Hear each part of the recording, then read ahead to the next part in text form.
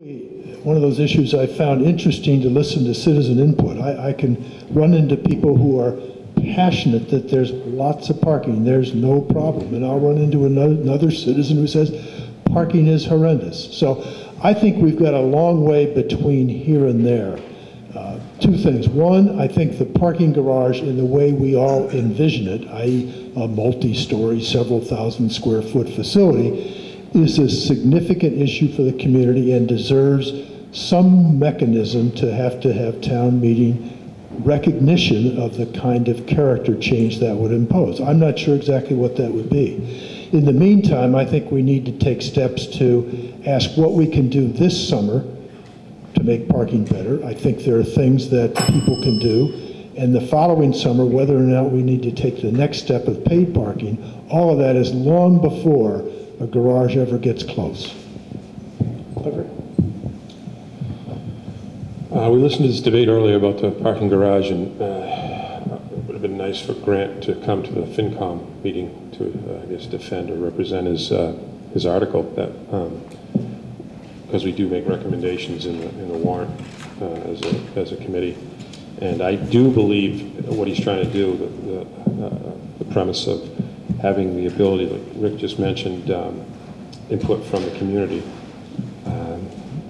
Unfortunately, from what I've learned from the planning board, it's just bad timing. A lot of time has been spent to try and get this to work along with the 5 owners, and by changing the zoning, it would have messed it up. Thank you. Michael? Thank you. I'm trying to remember the question was under what conditions would it be appropriate? Yes. So the conditions would be under approval by the planning board. We're one of the few communities that are left in the Commonwealth of our size, population and budget that has open town meeting form of government.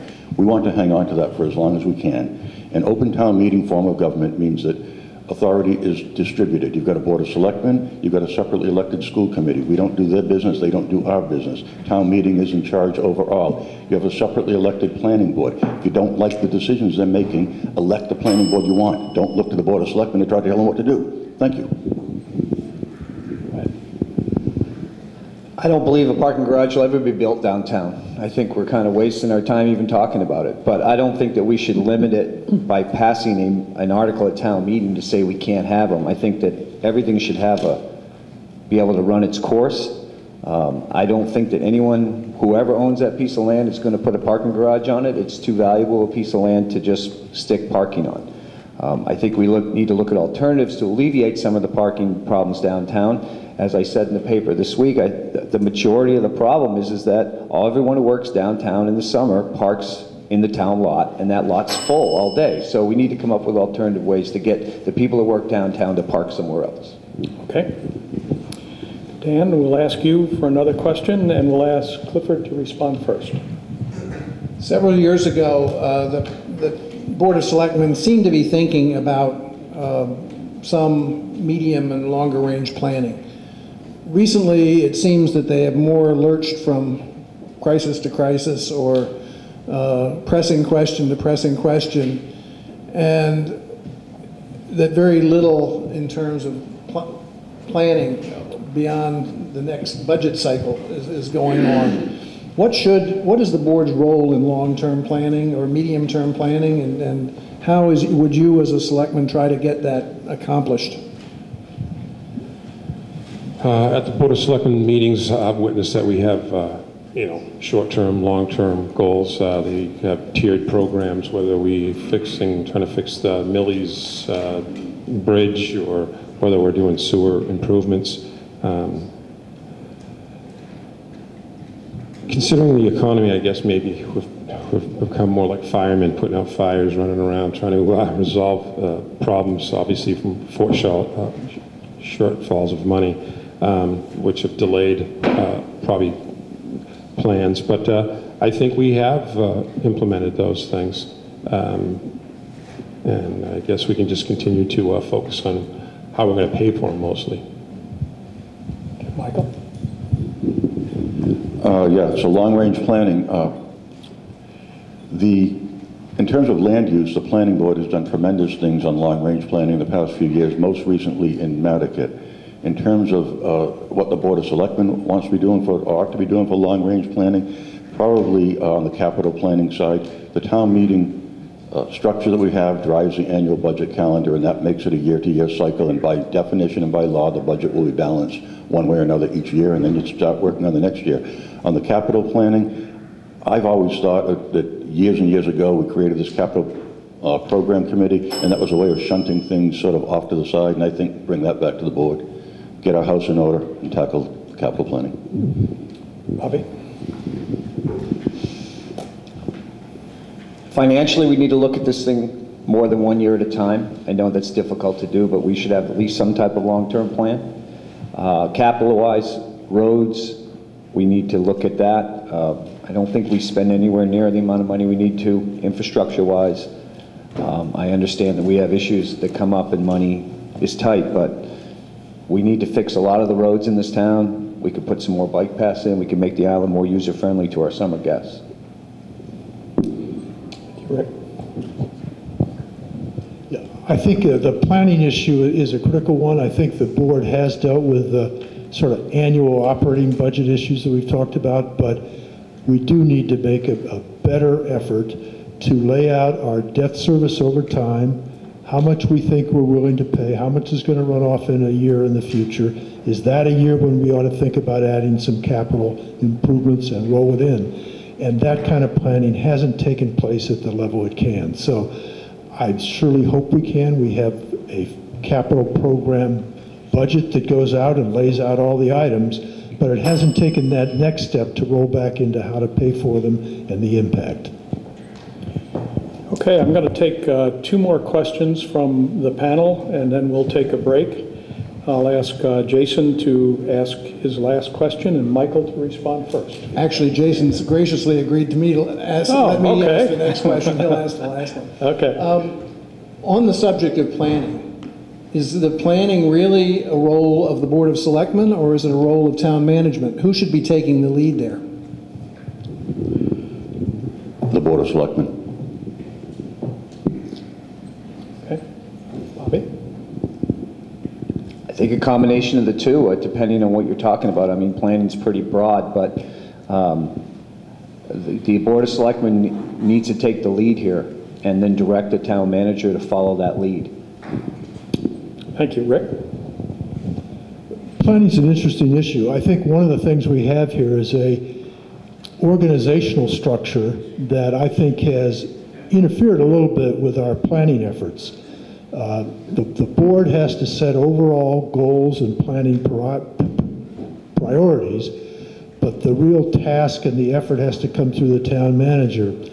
I think the question in terms of organization is we have our planning director, who is out at 2 Fairgrounds Road, who reports to the NP&E DC, and I think that has gotten in the way, in my opinion, in terms of coordinated planning for the town as a whole. Thank you. Cliff? I believe it's the Board of Selectmen's duties to obviously put together a long-term strategy with the help of an incredible amount of committees and surveys and meetings. We have more meetings than any place on the earth, so I guess we have a lot of resources to gather information from. I can't be a specialist as a Board of Selectmen. All I can do is take what I consider information, specialized knowledge, and hopefully make a good decision with it. Thank you. Now we'll go to Jason for the last question. We heard earlier about the expansion of the room occupancy tax to seasonal vacation rentals. That's come back before town meeting several times now. Do you support it? What's your position? I forgot to mention I'd like Rick to respond first. Well, this is one of those things that, you know, you hate to kick it to town meeting, but frankly, I think equity-wise, at some point, whether it's this year or sometime in the future, we're going to get to that. It's an additional source of revenue to the town. It is, we incur lots of services to provide to those seasonal homes, which are really used as rental facilities, and I think they can contribute to the, you know, the coffers of the town. But I'm a realist. I don't think it's going to get through. I will say that after last year, I heard more comments of people coming back saying, you know, I'm now thinking a little bit more about that. And so I expect we'll get a little closer, but I think the reaction, realistically, the realtors and those who are actually doing the rentals is going to make it just as it has been before. Thank you. Cliff?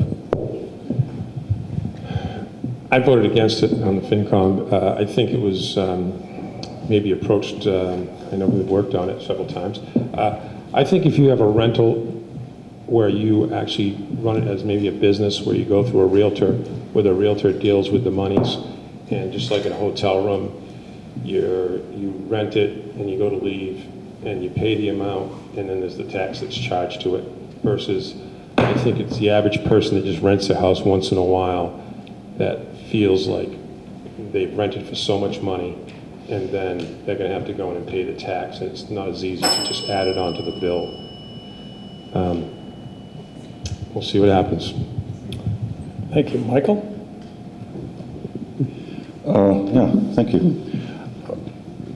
So again, it hardly matters what any one selectman thinks. It's a question for town meeting to decide. My personal view on it is I'm not in favor of it.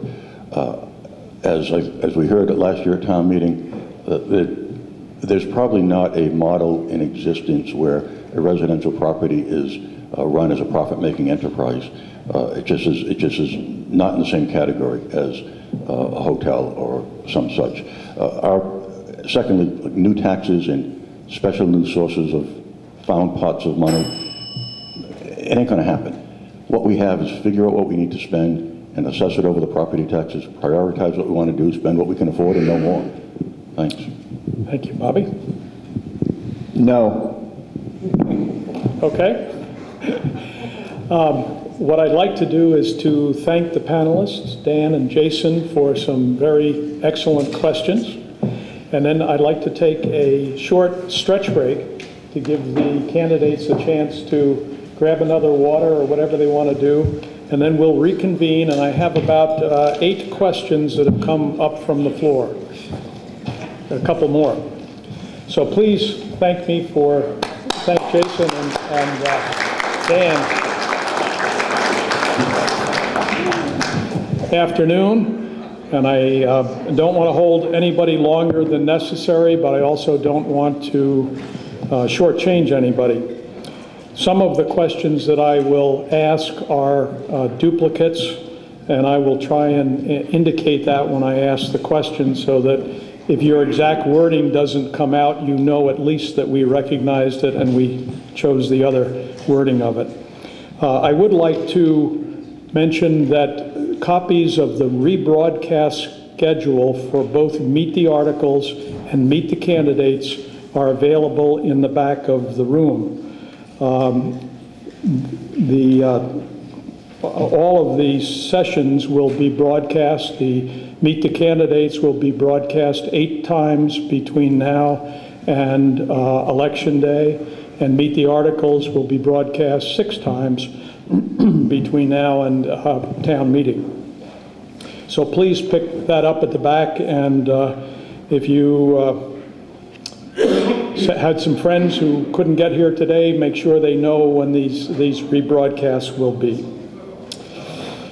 I will ask the first question, and I will ask Michael to respond first. And there are actually 3 questions relating to this. In your opinion, are the recent findings in the 2010 management letter solely the responsibility of the finance department? Or should the town, school, enterprise departments, the Board of Selectmen, and the audit committee share in taking responsibility, as well as collaborating on the action plan to move forward? I would say the latter. I'm sorry. Yeah, it was an either or. Is it solely the finance department, or is it? Or all of the other? And I was saying option B. I'm sorry. Okay. Bobby? Yeah, there's enough responsibility to go around here.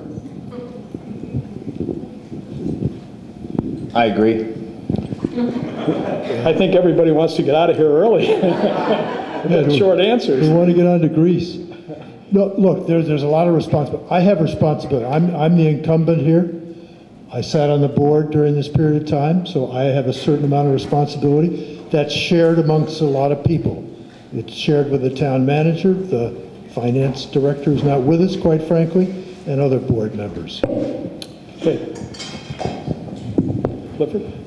I echo that. Obviously, there's a town employee that's no longer with us for that reason. Like I spoke before, the audit committee told the town, not the audit committee, but the auditors told the audit committee and the town manager to go ahead to implement ways to oversee and improve things, and somehow things started going well and didn't go too well. So I do believe the Board of Selectmen do follow some of that blame. Okay. The next question I'll ask Bobby to respond to first. Do you foresee or want or approve of creative town funding options, such as, but not limited to, taxes, small fees, or fireworks or mosquito control funding through donations? It seems like we nickel and dime this town to death. I guess I was pretty upset with the town when I found out that we had to fund our fireworks privately. I believe that, we're a tourism-based economy, and 4th of July is one of the biggest weeks of the year in Nantucket, and we should probably have the best fireworks on the East Coast. And the fact that we had to fund them privately, it says a lot about this community and how they'll open up their wallets, but I really think the town needs to find that money somewhere. We spent the money on the windmill study, which we're not building now. So I think we need to prioritize these things, or at least that's what I was told, was that money went, I don't know where the money came from, somebody's shaking their head in the back of the room. But anyway, I believe that we should pay for the fireworks ourselves and not have to ask the public for it. I think that's one of those things that ended up working out well. I think we should understand the town committed to be in the background all along, and any shortfall in the fundraising efforts would have been picked up by the town. At one point, the fireworks that were in the town budget, and they moved from there to the license plate fund, and clearly the license plate fund, I'll just share with you my sense, indeed was spent largely on the studies related to the wind project. I think the license plate fund is probably large enough to have funded the fireworks, and I think that was the backup all along. I think I've lost sense of the question. Should we charge fees for the... No, the question basically said, do you foresee or want or approve creative town funding options, such as taxes, fees, or funding such things as the fireworks through private donations? Well, if people want to donate money to pay for the fireworks so I don't have to, it's fine with me. I don't think we should have fees and taxes and... Michael? Thank you. So, yes, there's a place for user fees, and a limited place for them. Absolutely tweaking the tourist on the rental tax, and tweaking the tourist on the fireworks, and tweaking the tourist for this, and tweaking the tourist for that is just short-sighted. So I don't foresee any sweeping new magic bullet to solve the town finances. No, I don't. Okay. I'll ask Cliff to respond first to this. It's really a two-part question. Should there be a raise freeze for town employees? And should there be longevity pay? I think we're going to find out in the next year. I went to the annual FinCom meeting up in Franklin, Mass, and the bailout money, what some people call Obama money, is coming to an end here quickly. And so this town, along with other communities, are going to find out what it's like to live on I guess, a recovery with no jobs. So Actually, I lost the sense of the question again. Should there be a raise freeze for town No, employees? I guess what we're going to do is look at that. My pay's been frozen at the federal government for 3 years, so I think we're going to have to look to see how things go. If the economy recovers, then we can look at that. If it doesn't, then I think we have to take some serious steps, and everybody has to participate. Should there be longevity pay? Longevity pay? People get paid different ways. You know, whether you call it longevity pay or you give people merit raises or whatever it is. I guess I'm against bonuses or anything that's beyond just the negotiated salary. Thank you. Michael? Yeah, we may well have to do something like a wage freeze here for a period of a year or two or more. Longevity pay gets into something that's quite a bit more complicated. I don't think you can just sort of yank away a big chunk of people's expected pay, but I do think there need to be changes made, and that probably needs to be phased down or phased out. And it's particularly complicated when you look at how many unions that the town has got to deal with, and it's going to be a long time before we can get that one resolved. Wage freezes, if we had to, versus laying people off, we'll have to put it to the unions to decide. Longevity pay, a lot of that's already negotiated in the union contracts. I myself prefer the idea of performance-based pay raises. I think that if somebody's doing a good job, they should get a raise. They shouldn't just get a raise because they've been there a certain amount of time. That's my personal opinion. Whether we can negotiate that into the contracts with the town employees, that's another thing. Yeah, I think the structure of our contracts and the structure of the way our union negotiations have been for years, including longevity pay, is very intractable, but I think we do have to start working on it.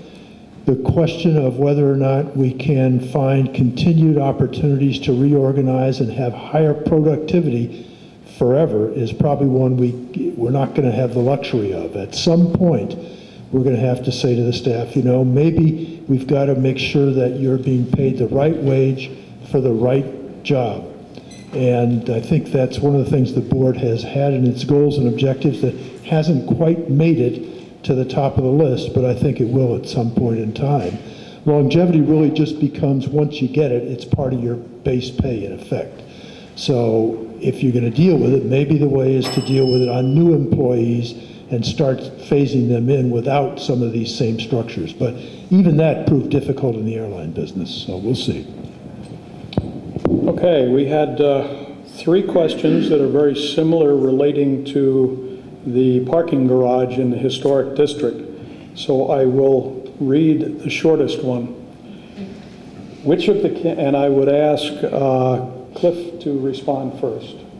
Which of the candidates would come out today and state that they do not support a parking garage in the historic district?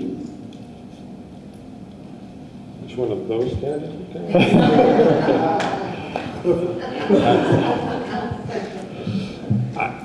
I support looking at any alternative to the parking problem. People have told me there's parking garages down in like Annapolis, Maryland, where it's in a historic district where you can't even tell it's a parking garage. So I guess the biggest problem we have with the parking garage is people believe it's going to look like a conventional parking garage. So I would just like to go through the planning and the process and get information, and then we can decide whether or not we want whatever it's going to be. I'm not against a parking garage as long as it looks not like a parking garage. Okay. Michael? Thank you. About, I think 5 or 6 years ago, I had the honor to represent the town of Nantucket at the city of Beaune in France when we were making our sister city collaboration. We were walking around the city of Beaune, a medieval walled city in Burgundy, and a car came out from sort of between 2 buildings, and then another one, and then another one. And I looked, and there was a very discreet kind of French parking symbol, which I didn't quite understand when I first saw it, but there was a parking garage that you would not know was there. I didn't know was there to walk by it. So we have a planning board, we have an HDC, and town meeting can take it over under zoning if town meeting chooses to, but I'm not going to say no to it now, no. Okay. Bobby? Well, I'll say no to a publicly funded one. How's that? If somebody wants to build a private one and they get it through the planning board and the HCC, so be it. But I don't think the town should be building one. Okay. May I? Yes. Maybe I shouldn't. You know, this is one of those questions that, to me, has sort of a strange, I want to say motive, but really, each one of us can conjure up a parking garage that works, or doesn't work, or appeals to the broad community, or doesn't. So I think the question implies more than you should have in an answer. And would I categorically reject any kind of parking garage downtown? No. Would I support what many people envision that parking garage to look like? No. Okay. This next one I'll ask Michael to respond to first. And it's got a little bit of a lead into it. With the end of year report for fiscal year 2010 being released next week, the projected deficit is $209 million, up from $198 million. How do you propose to reduce our town deficit during your term? No, none of us can understand that question. What based on a report that we haven't seen yet? With the end of year report for fiscal year 2010 being released next week, the projected deficit is $209 million, up from $198 million. How do you propose to reduce our town deficit during your term? You know, I assume he's referring to the pension and health benefit liability that's present valued on the financial statements. And I'm guessing that's what the person is referring to. But we ought to get the numbers right to know what we're talking about before we, at least in my opinion, we should Always answer. start on the same page with the same numbers, absolutely. Okay, let's forget the numbers because they're arguable at this point. How do you propose to reduce the town deficit during your term? And then it goes on to say, will it be from layoff or capital spending cuts, or are you supporting the selling of more town-owned land? It provides three options. Yeah. It's interesting. The way that you narrow a gap in business or in government is there are two ways you do it. You increase the revenues or you decrease the expenses. And working together as a board, you find the best way to bring to town meeting, and town meeting ultimately decides it. There is no magic bullet to solving the budget, and personnel expenses historically have risen at more than 2.5% a year. So if you do it by cutting employees, eventually you'll be down to 0 employees, and so that's not going to be the ultimate answer. It's going to be a combination of those things. It's always going to be a combination of those things, and you do it by working the thing constantly, making that the priority of the board to work the budget and work it constantly and do the best job y'all can. Well, a lot of these expenditures are fixed and can't really be changed. Your payroll costs, your retirement costs, your bond issues. So that leaves capital expenditures, and I'm not in favor of cutting capital expenditures to the point where we don't improve our infrastructure. So as Michael said, it's a very difficult thing. I mean, you've got to look at it from a number of different directions, and maybe restructuring some of your bond debt so you can get a better rate on it, or things of that nature. But to answer that question in 45 seconds is pretty difficult to do. But I'm not, I guess the short answer is I don't know how we're going to do it. Okay.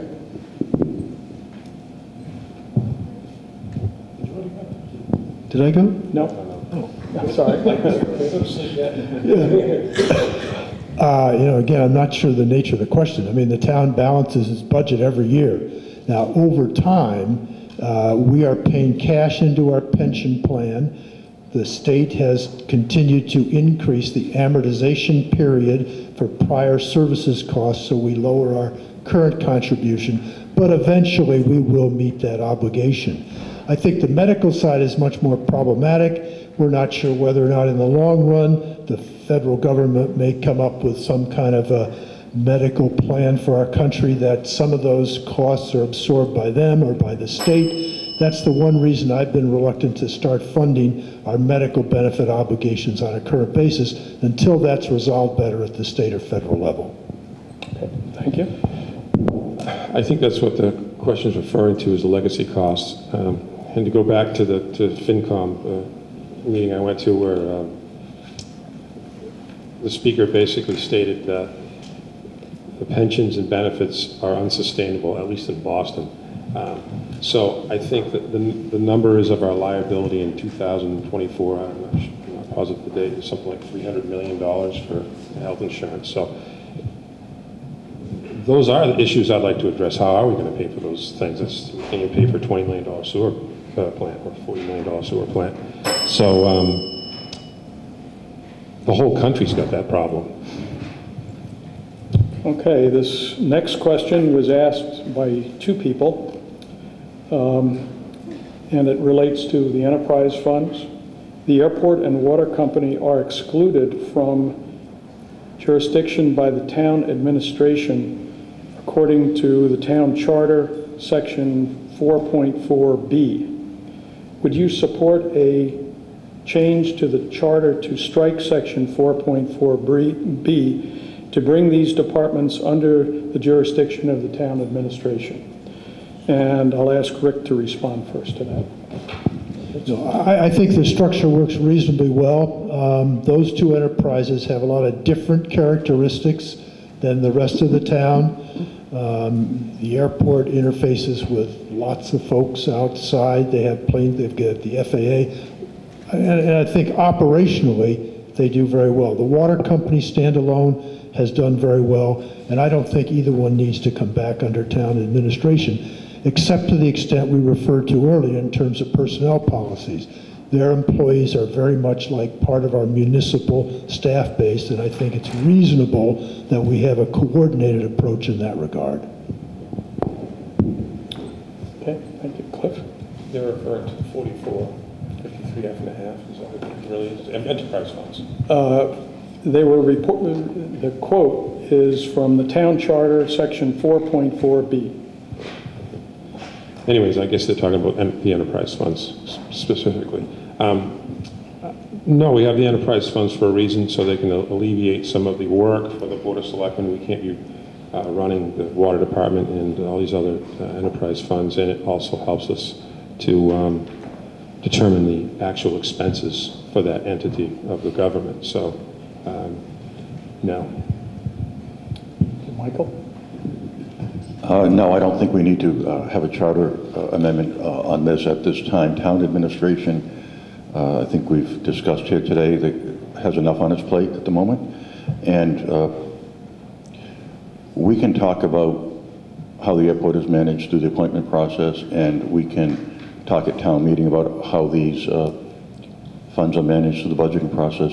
And the Board of Selectmen does have the authority under the charter to set town policies and guidelines, and could issue some kind of policies in regard to personnel that I think could be helpful if we need to do that. And so no charter amendment now. Okay. Thank you. I would say no also. The airport commissioners are appointed by the Board of Selectmen. If you don't like the way the airport's being run, we can appoint new commissioners. The water company commissioners are elected by the town. I agree with Rick as far as I would like to see the pay scales all online with the other town departments. I remember a town meeting where the airport wanted a raise, the FinCom said no, and they just got up and asked the town for the raise anyway, and the town gave it to them. So, you know, I don't think that it's anything that we need to, as a board, need to get involved in. I think that the enterprise fund should be left alone, and the town has enough to do. Okay, there are two more questions. And I'll ask Bobby to respond first to this one. It's a little long. The town of Nantucket has no legal duty to provide human services to needy residents. Do you believe the town should provide or pay for services?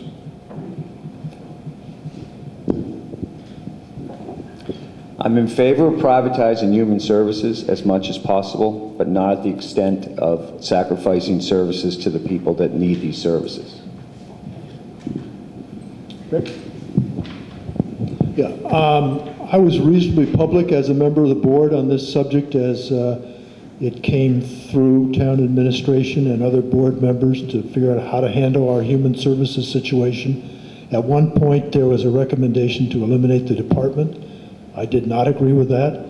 I think the town has a commitment to be aware of the needs of our citizens, those who are in need, and to be sure that there are appropriate service levels, whether they come through the private sector, the nonprofit sector, or if necessary, by the town directly. And I think that's the model I prefer. Thank you. Cliff? I'm not sure if I totally understand the question, if we should have human services at all. Is that Yeah, the town of Nantucket has no legal duty to provide human services to needy residents. Do you believe the town should provide or pay for services? Right. Well, I think the town's voted pretty nobly to give services above and beyond what the state gives. And I think the town, the Board of Selectmen, and the town administrator are trying to streamline those services. So it's up to the, I guess, the voter who decides whether or not we give those services, and they have. And I obviously agree, seeing we're a captive audience here in Nantucket, that things like fuel assistance and different programs are needed. Okay, Michael? Yes, this, similar to the capital funding we talked about earlier, is something that quite a few years ago the Board of Selectmen, either in an effort to involve more people in government or to sort of shunt something aside that it was too detailed to deal with, we developed the contract review committee to work through some of these issues. Town meeting has consistently voted upon this, and yes, we should. What's interesting to me is that it's been level funded now for as many years as I can remember, and I think it's time for the board to step into this a little more fully and to look into just what the needs are and see where that takes us. Okay. Thank you. And the last question, and I'll ask Clifford to respond first. The present Board of Selectmen failed this week to resolve a land bank appeal on an HDC decision. This apparent lack of ability to resolve a straightforward matter is concerning. What would you have done differently? Whose opinion was it that it was a straightforward decision? Anyway, I think the board was trying to allow, as they had done, I guess, already, to let the two entities work it out. I sat through the whole thing. It was painful, but hopefully we can come to some resolution. I don't think it was a straightforward decision. I think there's a lot at hand with the argument of historical, non-historical, especially seeing it was downtown. So that's just the way the process goes here. It's painful. Michael? Thank you. This is an interesting one to me. The whole premise that the Board of Selectmen would be conducting the reviews of the HDC. Most regulatory agencies have a review process which is right into court. And the regulatory agency either followed the procedures correctly or it didn't.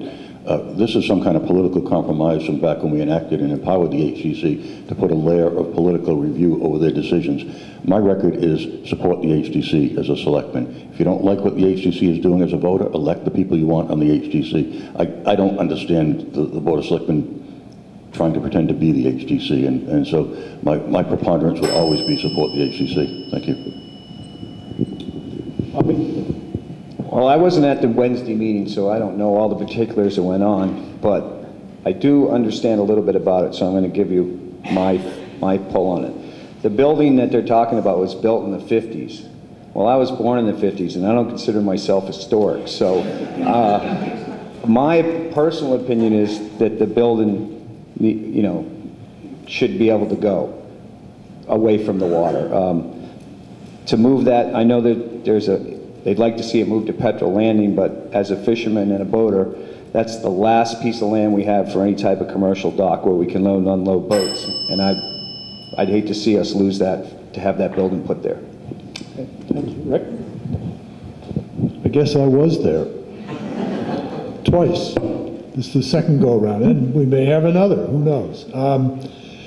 I feel the two parties need to be sort of backed off and figured out. I think the last thing we want to have is to make it easy for the land bank to go to court to engage a process which could impact the authority of our HDC to move forward. So I'm hopeful that the two parties will find a way to resolve this.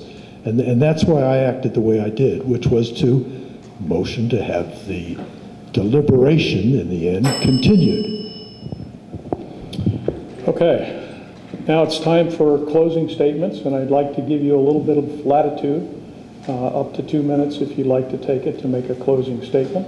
And I'd like to start with Clifford and then go to his right and down the line.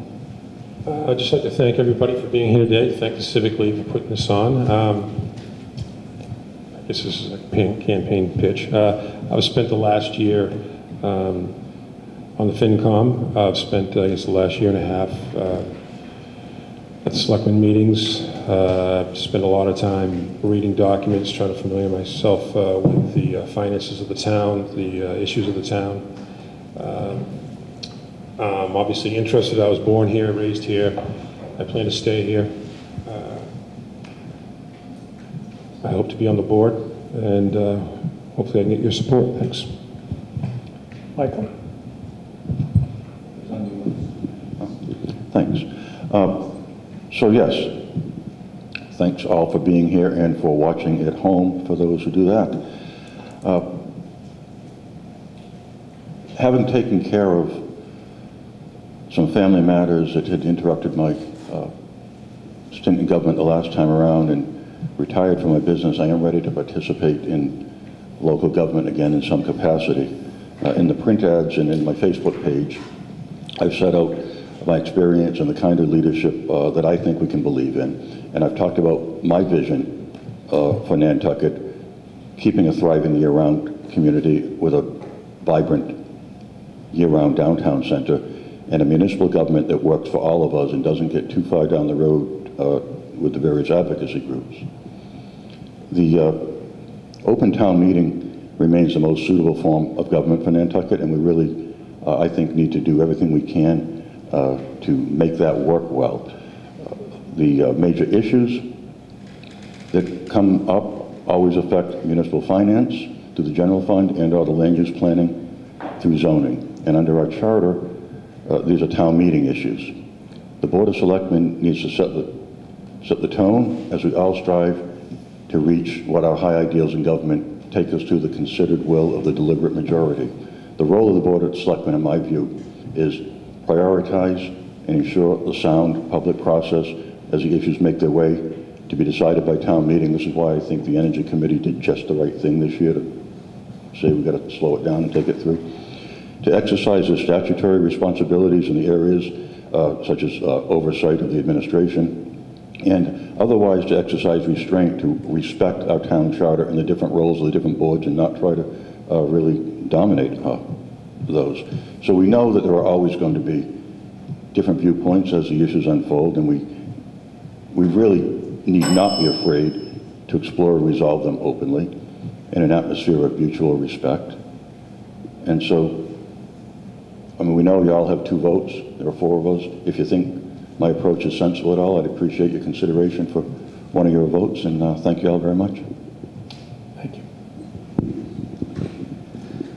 Well, I'd like to thank everyone for coming. I'm the newbie on this committee, or this group up here. This is my first run at Selectmen.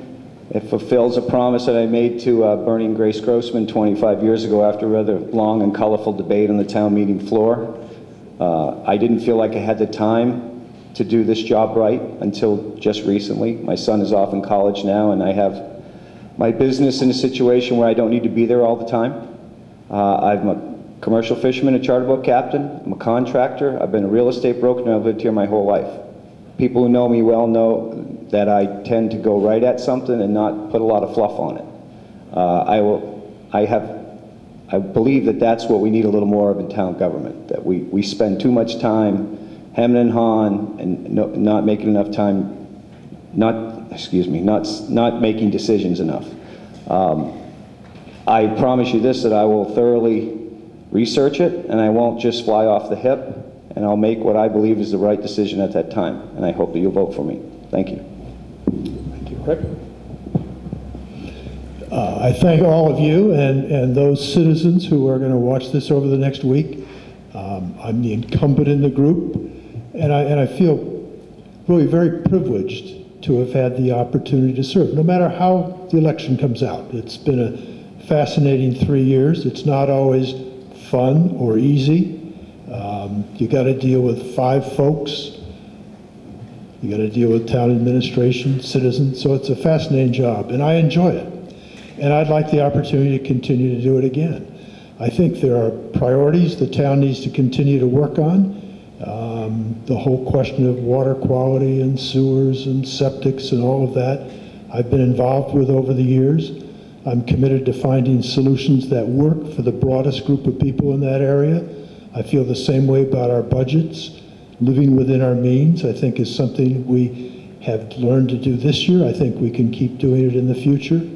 I'm committed to making sure the board recognizes we work for the citizens. And to me, one of the best ways for the board to come to resolution of issues is to involve the stakeholders. So I'm committed to a process where that takes place.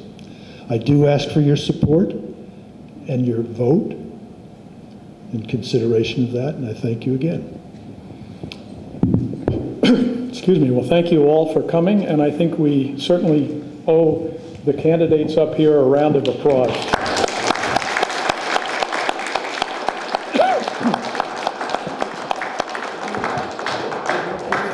Thank you, and please don't forget to pick up the rebroadcast schedules on your way out. Everybody?